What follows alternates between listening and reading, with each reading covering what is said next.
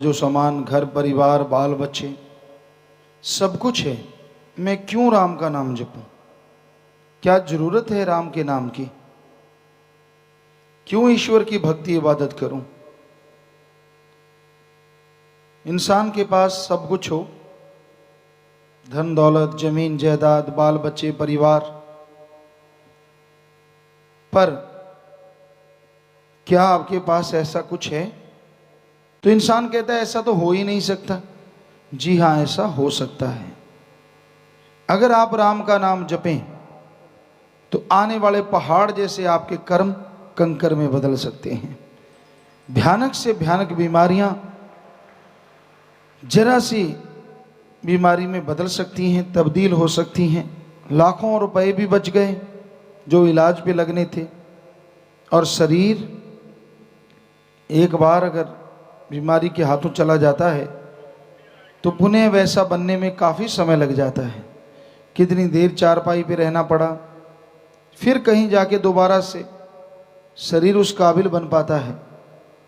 तो अगर आप ईश्वर का नाम जपें, अल्लाह वाहिगुरु मालिक की भक्ति इबादत करते रहें, तो आने वाले ये भयानक बीमारियां, आने वाले ये भयानक कष्ट पहाड़ से कंकर में बदल जाएंगे। और लगातार सुमन करने से उस कंकर की चुभन आपको एहसास नहीं होने देगा। राम का नाम कितना फायदे का, लाभ का सौदा है, कितना फायदा होता है इसमें। कोई पैसा नहीं लगाना, कोई घर बार नहीं छोड़ना, कोई जमीन जायदाद का खर्चा नहीं। बस आप जुबान से, ख्यालों से ईश्वर की भक्ति इबादत करें। उसकी भक्ति करने से, इबादत करने से आपको लाखों का फायदा, शरीर तंदुरुस्त, यही नहीं बल्कि नाम से आपके अंदर एक नई स्फूर्ति पैदा होती है। क्या आपके पास ऐसी कोई दवाई है जिससे आत्मबल आ जाए? क्योंकि विज्ञान कहती है आत्मबल सफलता की कुंजी है, विल पावर नहीं है दवाई। आयुर्वेदा, होम्योपैथी, एलोपैथी, नेचुरोपैथी, जितनी भी पद्धतियां हैं, किसी के पास कोई ऐसी दवा नहीं जो देने से डायरेक्ट आत्मबल बढ़ जाए। हाँ, आप राम का नाम जपो। ये नासा साइंस केंद्र भी मान चुका है कि हाँ, मेडिटेशन करने से आत्मबल, आत्मविश्वास बड़ा तेजी से बढ़ता है।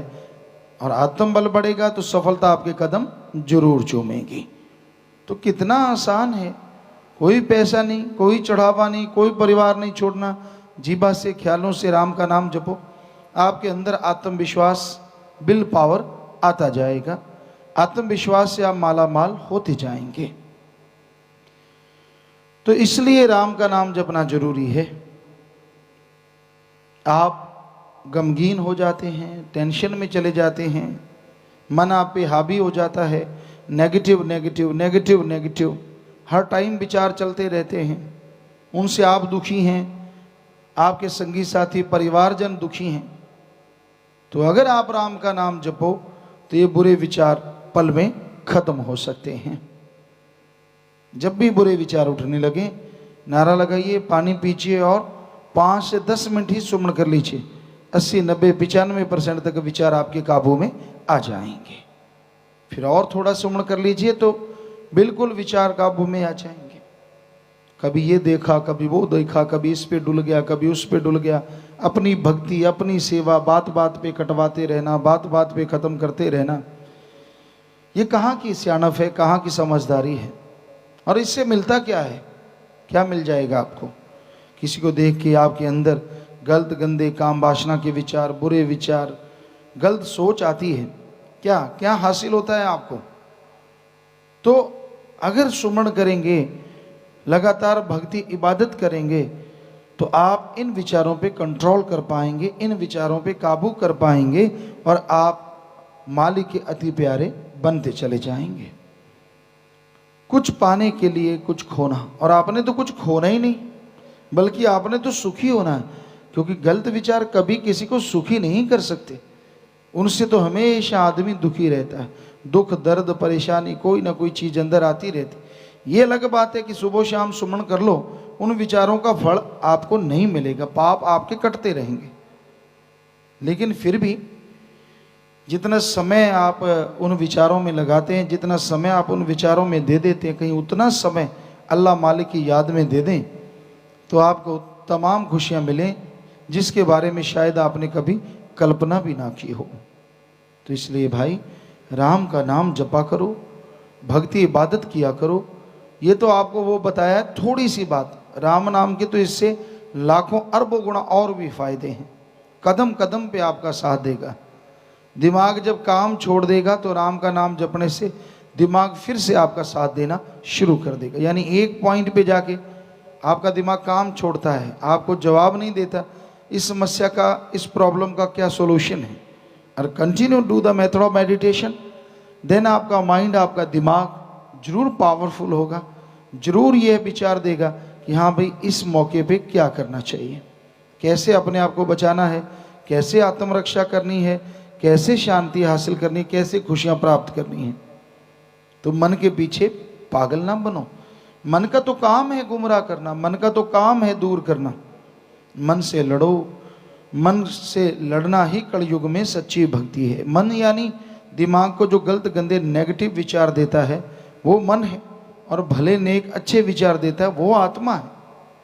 तो सुमन करके, भक्ति इबादत करके अपने मन से लड़ना सीख लो। जैसे जैसे मन से लड़ते जाओगे मालिक की खुशियों के हकदार बन। में इंसान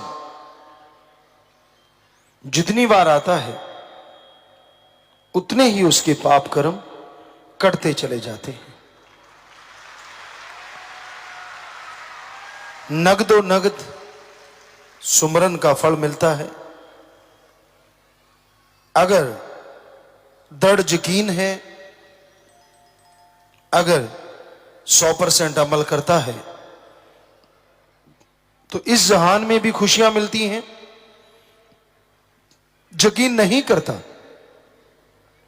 सुनता है सिर्फ, मानता नहीं, फिर भी खाली नहीं जाता।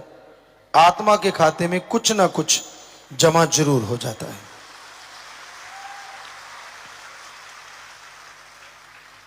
इसलिए सत्संग में आना बहुत जरूरी है। पता नहीं कब इंसान अमल करने लग जाए और उसके पाप कर्म धुलते चले जाएं। पता नहीं कौन सा शब्द उसकी जिंदगी का रास्ता बदल दे और वो परमानंद की प्राप्ति कर ले। क्योंकि फकीर अपनी बनाई बात नहीं कहते, वो तो उस भगवान परमपिता परमात्मा की बात को आगे सबके सामने रखते हैं, शेयर करते हैं। तो जरूरी है सत्संग सुनो और अमल करो। गधा पचीसी होती है, वो सत्संग कम सुनते हैं, पछंडे ज्यादा मारते हैं। लेकिन ऐसे लोग ज्यादा देर पछंडे नहीं मारते। उन्हें जो मिलना चाहिए उससे खाली रह जाते हैं। सत्संग में आना तो तन मन स्थिर करके उस रूह से जो सबके अंदर विराजमान है, अपने मालिक की, अपने परमात्मा की चर्चा सुनना है। इसमें सुनना अच्छा नहीं लगता, शरारते ही शरारते।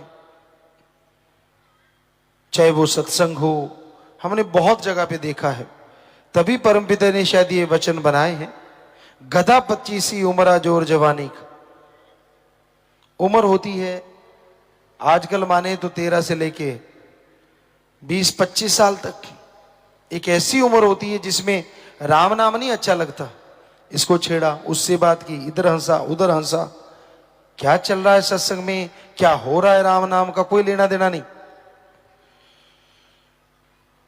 तभी शायद बंदर कौम भी कहा जाता है बच्चों को। उसका कारण यही है कि उनका सत्संग में मन नहीं लगता।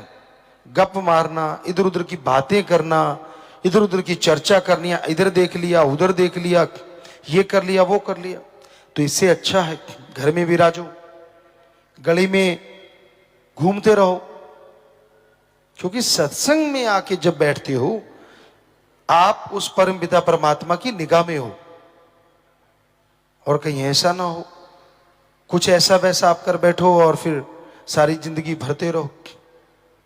तो बहुत लाजमी है सत्संग में बैठ के सिर्फ और सिर्फ भगवान की चर्चा सुनो, भगवान की चर्चा करो, उसके अलावा अपने मन के अधीन कभी ना चलो, क्योंकि जो मन के अधीन चलते हैं वो मन के गुलाम हो जाते हैं और दुखी रहते हैं।